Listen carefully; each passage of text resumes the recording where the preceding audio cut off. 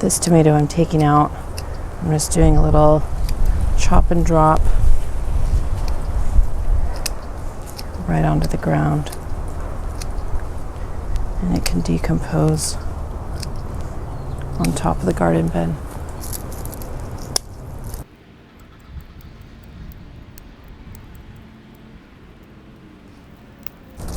This was a tough one to decide if I was going to take it out or not. It's still got a lot of green, but I'm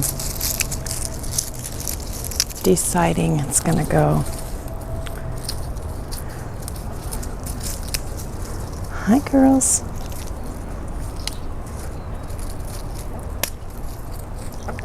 I'll throw some of it in my compost heap behind me. Some of it right on the ground. Some of it my chickens are interested in. I'm going to pick some of it.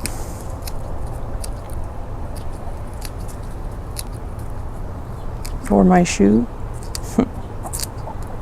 Hi.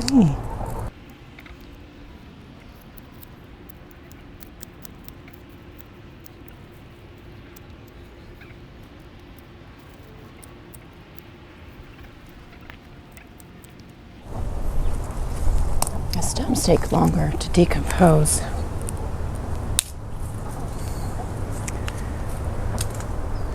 I might toss the stems rather than keep them on the ground.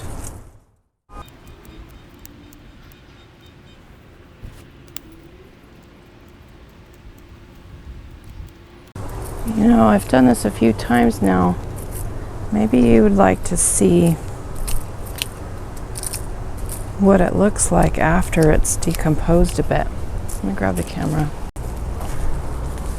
This area where I chop and drop, sometimes I like to put this material right up on the bed and then the wind blows it down.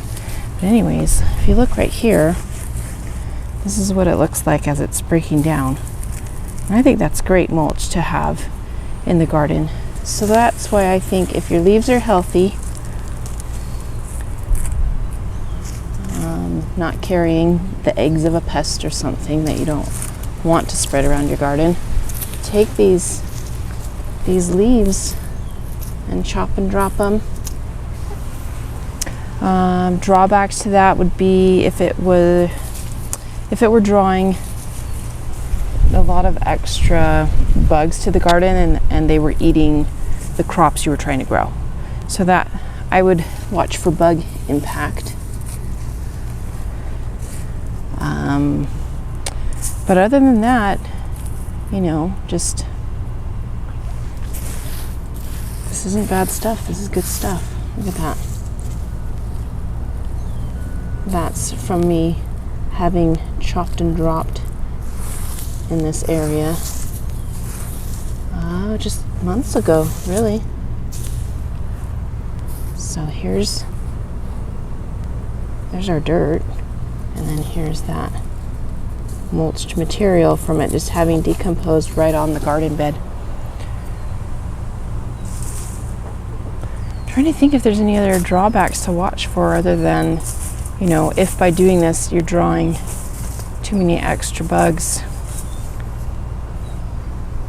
to the garden. Yeah, just for the most part, I think mulching is really good in our area. It helps keep the soil cool a little bit and helps retain water, and that's good for a dry climate.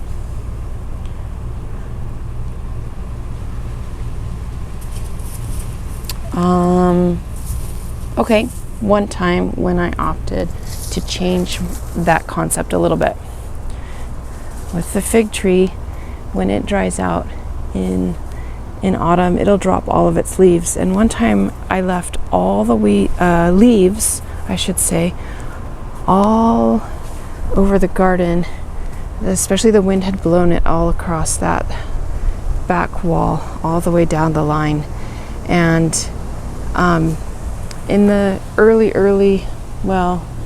late winter, when I planted my peas, they all came up along the wall, and then I was so excited, but then like next day, they're all along the ground back there.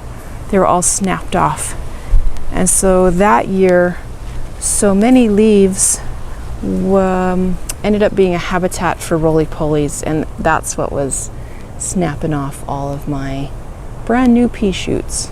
So that's what I mean when I say to watch for bug impact in your garden. So now when these fall, when they go brown and fall, we grind them all up and put them in this heap right where Zinnia just walked over.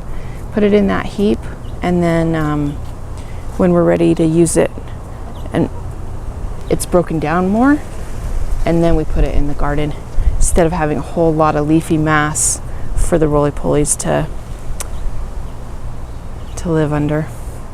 Anyway, if you see a lot of cardboard and newsprint in my yard today while I'm working, that's because of a weed suppression effort.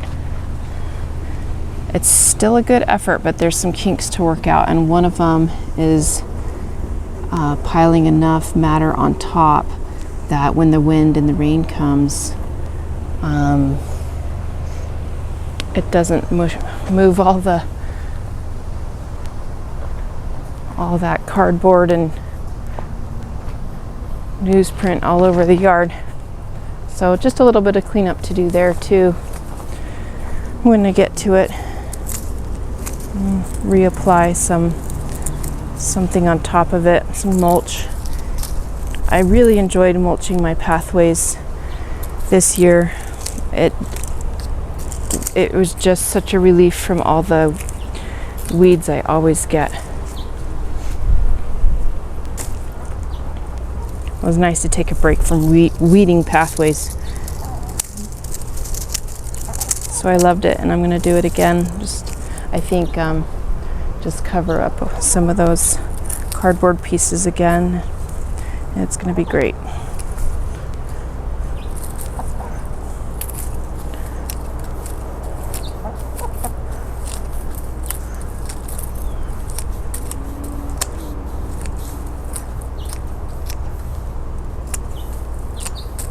And then one thing I'm going to try with this tomato,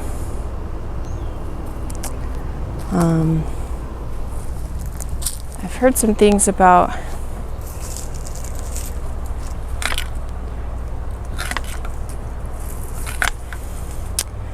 leaving the roots of a plant in the ground.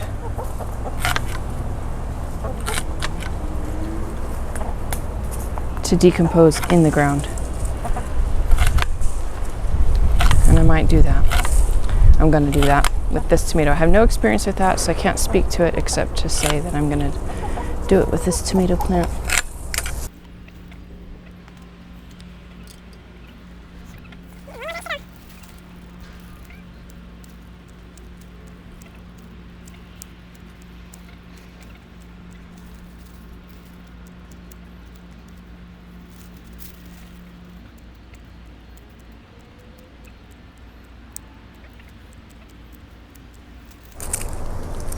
Fig tree looks about done.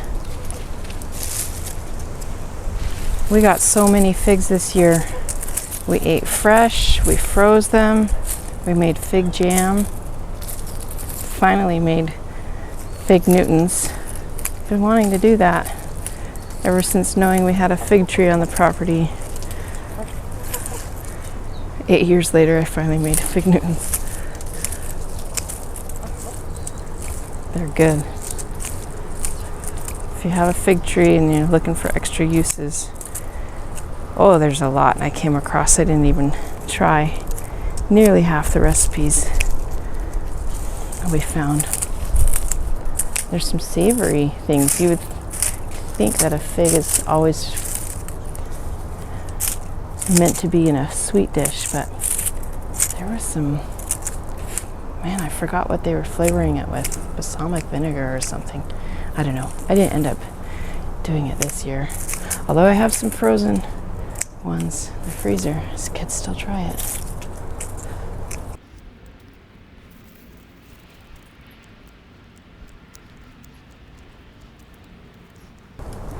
I think I go a little more. Ooh! Is that a caterpillar? Or just a leaf? I thought I saw a big caterpillar there, the same color as the... Yep. Oh, let me come show the camera this.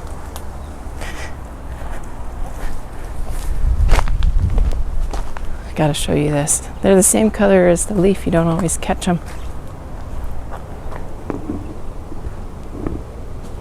See that guy? I'm gonna offer him to the chickens.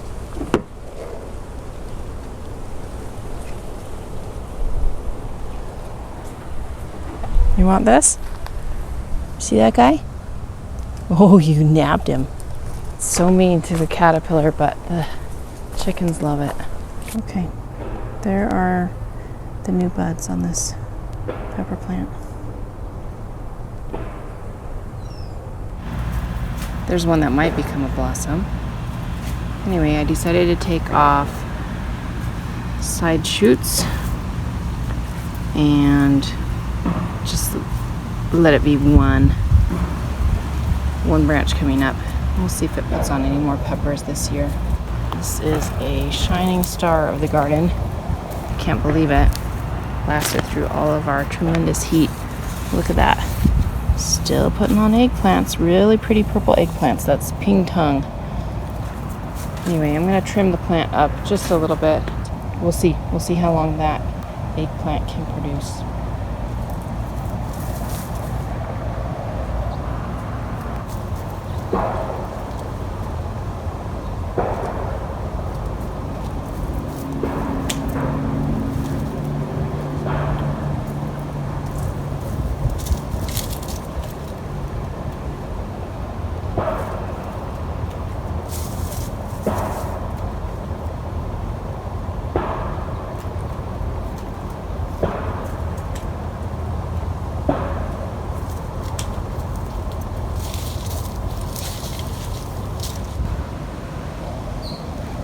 I'm running into red ants over by the eggplant. I don't have an end-all be-all great solution for red ants. I've tried, this is diatomaceous earth. I've tried that and borax and baking soda and vinegar. I don't know. They're stout little creatures.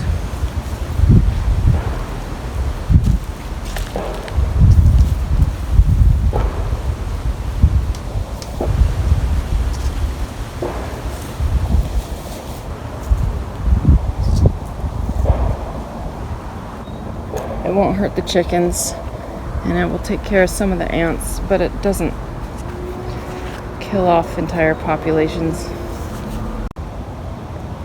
So that's what cleaning up garden beds starts to look like in preparation for fall gardening. 2 tomato plants are out, keeping that pepper plant in. Some chop and drop right on the ground. One more pepper plant I'm keeping in. And then this eggplant, I took out one eggplant and I'm keeping this one in. And hoping some diatomaceous earth there on the ground helps with ants. These 2 tomatoes came out. Keeping the cages there for now because I'm deciding that I might put a long bean in that spot. We'll see.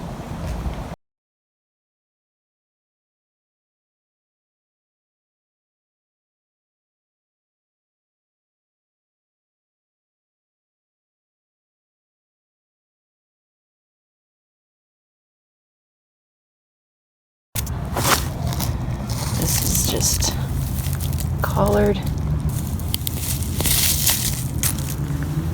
So that bed is done.